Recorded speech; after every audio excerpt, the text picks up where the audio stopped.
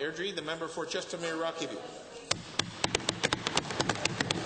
Mr. Speaker, it's getting more and more difficult to trust anything that this education minister says about the discovery learning rewrite of the Alberta curriculum. In this House, he stands and says it's absolute rubbish that his department is shifting away from traditional learning. But in his own inspiring education report, he promises to shift education to a process of inquiry and discovery. And as we speak, this is how our kids are being taught. Minister, why are you backing away from your own document, or are you trying to confuse parents just as you are their kids?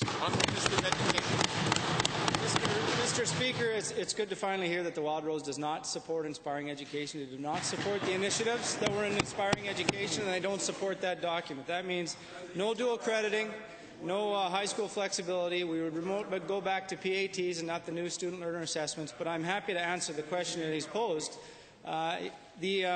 The new curriculum that we're talking about, and let's be clear that curriculum is not just instruction. Curriculum is the what, instruction is the how. So when we're talking about curriculum redesign, we're talking about what the outcomes are. Clearly, they don't want to hear. Thank you, Honourable Minister. Honourable Member. First supplemental. No preamble. Let's be clear, Mr. Speaker, what Wild Rose supports is listening to parents, teachers, and students. Given that the words discover or discovery appear 13 times in this minister's inspiring education report, why does the minister continue pushing this new age, edubabble-filled report and philosophy on Alberta families when thousands of Alberta parents and teachers are pleading with him to go back to the basics that have served Alberta kids so well for so long? Mr. Speaker, the other thing parents want is they want schools, and they don't support that either. Mr. Speaker, there's nothing wrong with using the word discovery in a document. Honourable members. I'm happy to give an answer, Speaker. There's nothing wrong with using the word discovery in a document.